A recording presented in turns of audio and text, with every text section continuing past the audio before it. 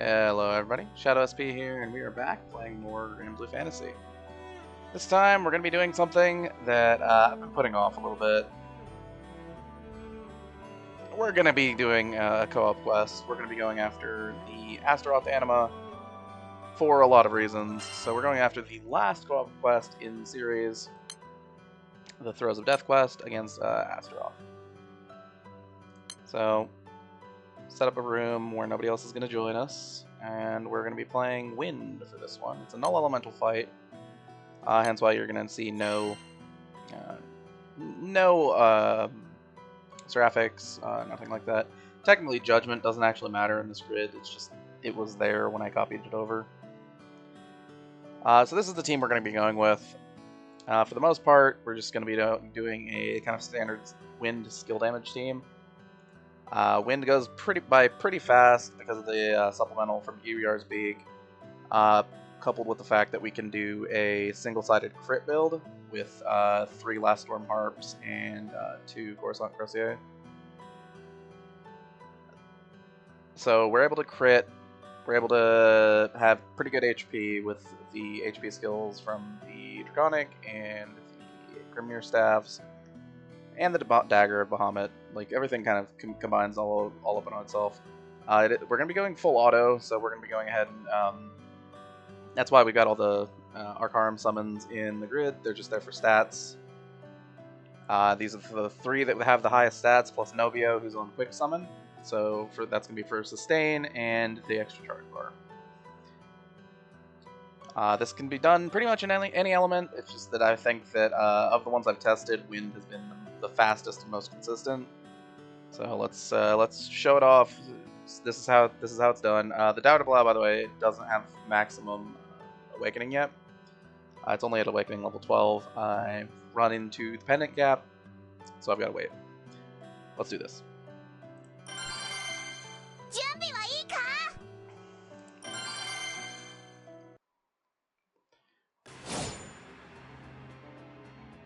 Alright, so it is co-op, so it is technically multiplayer content, so if you need to get blue potions or whatever you can, if you're going to manual through it, you can probably do it faster than this is going to be, but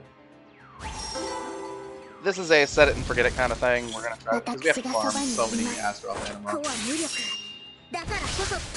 I'll talk about some of the uses for it, for the Astaroth anima in a bit,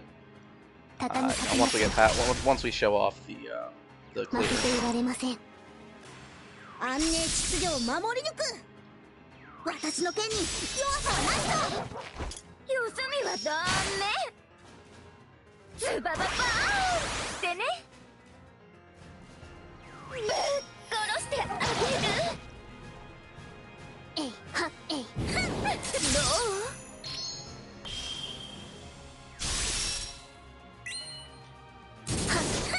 快楽の先に連れて行ってあげるグリームパルパッション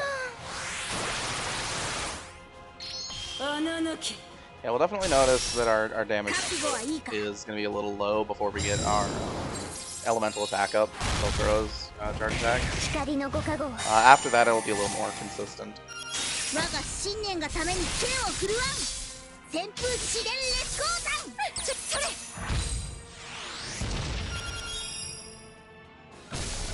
聞こえるか奈落の呼び声が And kind of following the trend of a lot of these other null element bosses, this one also has pretty high debuff resistance. So we will miss quite a few debuffs over the course of this battle.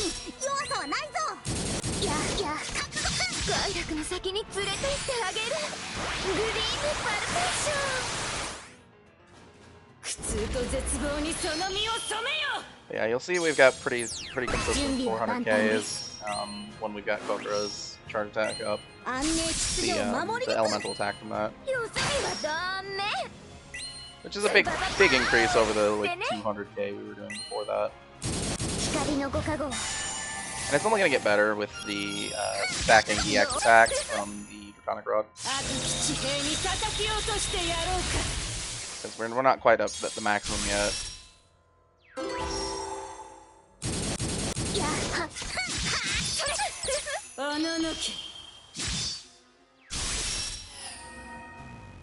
私がそばにおります。子は無力。だからこそ共に負けていられません。やや。Yeah, see everything with the buff falling off. We're gonna be suffering in damage for a couple turns. It's not that big a deal. It's just kind of how it goes. Yeah,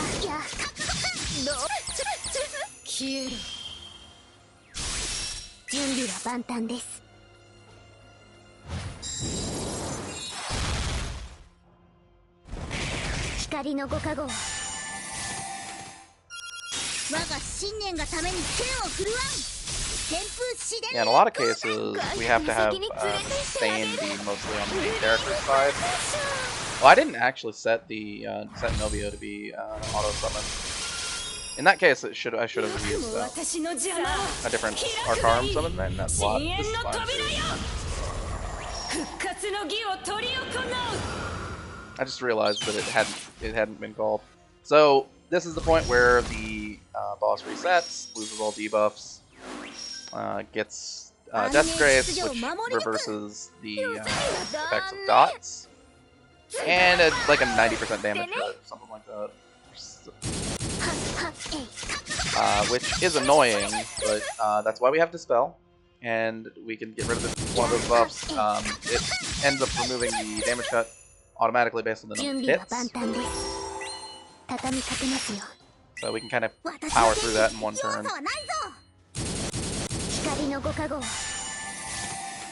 And then we just have to deal with the fact that we just don't have any debuffs on. I mean, it sucks, but there's nothing we can really do to stop that.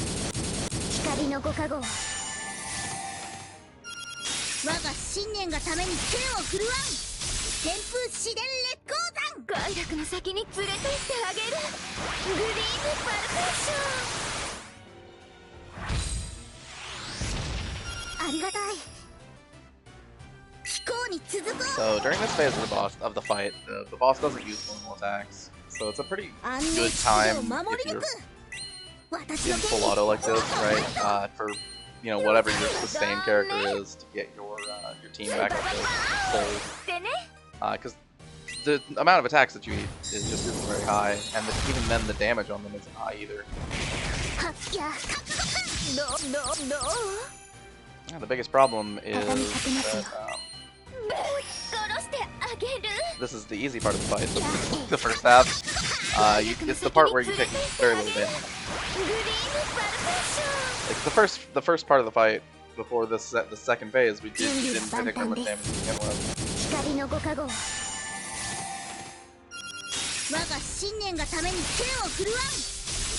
So there's not really much for us to heal in this phase. Yeah, that is probably the absolute worst thing that can happen to us. It's only like 4,000 damage in this part of the fight. What are we doing?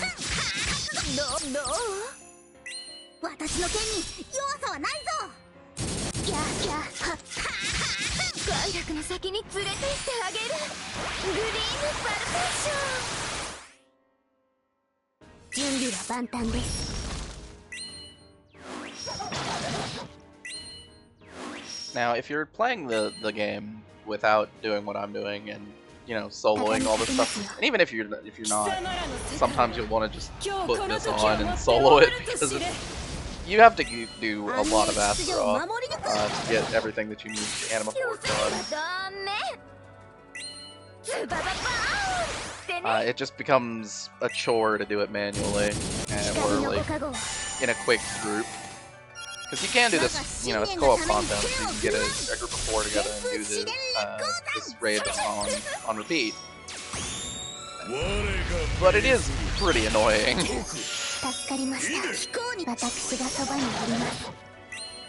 I've done it before. I've done it both ways. I actually just prefer doing it on full auto, even though it is slower, just because there's no social requirement. There's no like nobody on the other end that's wondering why I'm not pulling my weight. There's no there's no pressure to pull your weight either. I mean, you have to pull your weight, but there's no pressure to do it fast. So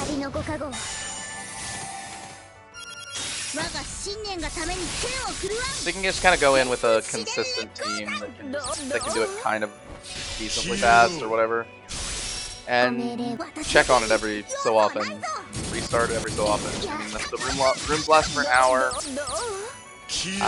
You know, on my main account, I usually clear this in less than 5 minutes. Just with a super outdated auto setup.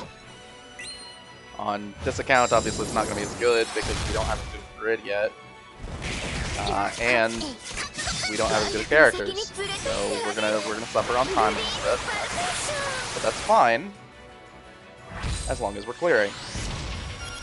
You know, as long as we're clearing and going back, resetting every time we need to get more anima. You know, every time we need to reset it so we can do fighting over and over again.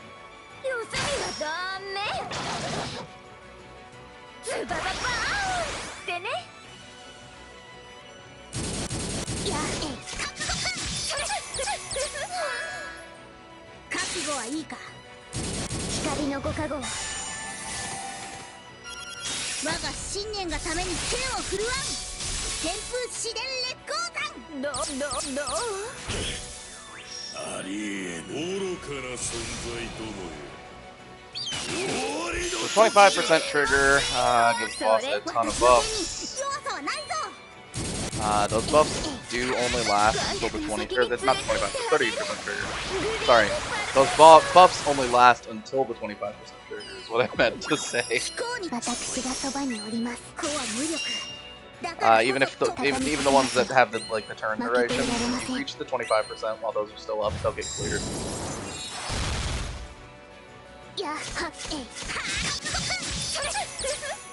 I don't know if we'll, I don't think we'll, yeah, we can't really get the example of that on this one because they're going to go away after anyway. But yeah, I've seen it plenty of times. I mean, this isn't the first time I've done this full auto. I'm going to be 100% honest. I just wanted to make sure it was consistent because it takes so long. I wanted to make sure it was consistent before I made a video about it. And I mean, you need to do it so many times anyway. So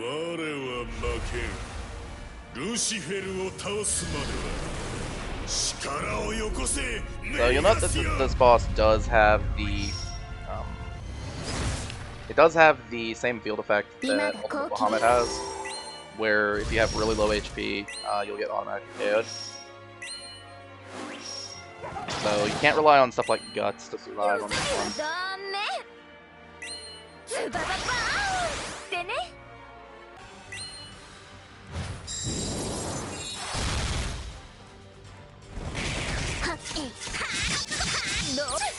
Yeah, so basically, if you're ever gonna have a problem in this fight, it's gonna be in the last 25%. Because first of all, AoE autos.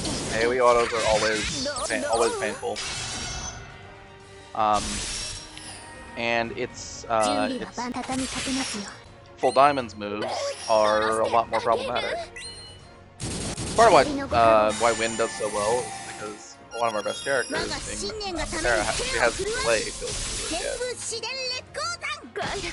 So you take less triggers, less special attacks from the opponent, and that'll help us kind of push through. It's never good when you get multiple hits with the weak element, but Lumberjack is decent to help at sustain just when you get hit. It's part of why we're on Lumberjack. There are faster classes, but if we're on Lumberjack and we have their first skill up, we're going to heal everything in this phase when we might take a lot of damage. Also, we get buffs. The attack defense up is pretty powerful. That move right there that was just using a single target is pretty much a one-shot for this HP range. So if that had hit, we would have lost character. It's not the end of the world. We've got characters in the back.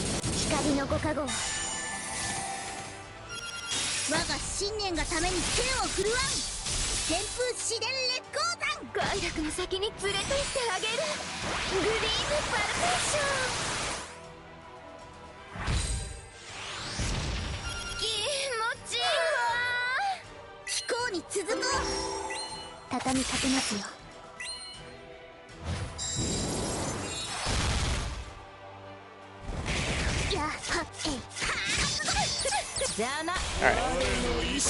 So, clearly, it worked out pretty well.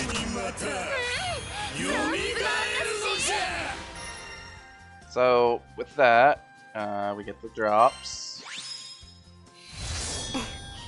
So this is a rarity. You usually don't get two. I believe one of these is not a 100% chest. I'm not 100% sure. I didn't check the drop rates. If it's not a 100% chest, since you're in co-op, you can technically go to, what is it? There's co-op items. You can go get, what is it? Not these. There's a drop rate up one in here somewhere. Fortuitous feathers, yeah, this one. And you can trade these in, get automatic bounty 9 for a room if you are so inclined. And if you're doing it in actual multiplayer, then most of the time you're gonna have whoever's hosting or whatever is gonna. So basically, you're gonna have bounty 9 most of the time because it's more efficient. So, what do we need Astaroth Anima for? Well, there's a couple different things. First of all, most important, most prevalent, we're going to look at Dark Opus. To get Dark Opus weapon up to its 5-star form, we need to get 30 Astaroth Anima per weapon. So a total of 300. No, not 300. I'm insane. Sorry, 180 for for 6. I did the math for the other one for the 50s. So it's 180, 360 for all 12 if you're gonna do that. That's not the only thing that you use Astaroth Anima for, however. There's another one. If we look at the, oh, that's not what I wanted. If we look at the weapon series, class champion weapons, we go to trade emblems. Each emblem requires 10 Astaroth Anima. And Astaroth Anima, I mean, there's a lot of them. And there are only a couple class champion weapons that you'd actually use and build this way. One of them being the Unsigned Kaneshige for the Kengo class. So that's something that you could build. There's an actual use case to build in pretty much all 6 elements. I've done it on my main account. I haven't gotten a single one fully built on this account yet, but I have a couple in the works. Right, we have, when we're looking at it over here, we have the Unsigned Kaneshige fully built over in Earth, waiting for an emblem, and we're like one step off from getting it fully built in water. Those are the ones that are the most priority on this account, but it's still important to note that we might, it's hard to run out of uses for the Astaroth Anima. They're pretty easy to use if you have any desire to build a class champion weapon with an emblem. Alright, so that about covers it. The other thing to note about the Astaroth quest is it's not a 100% drop rate. You can go through the entire thing and get no anima. 0. Which is frustrating. The drop rate isn't low, but it's not guaranteed either. So you're gonna be frustrated several times when you do this if you're tracking each individual drop. So don't worry too much about that. Just keep going on auto. Check basically at the end of every room that you're not that you haven't hit any particularly important milestones. Save your sanity. That's what I'm doing. Alright, so without any further ado then, it's been Shadow SP. Thanks for watching. Signing out.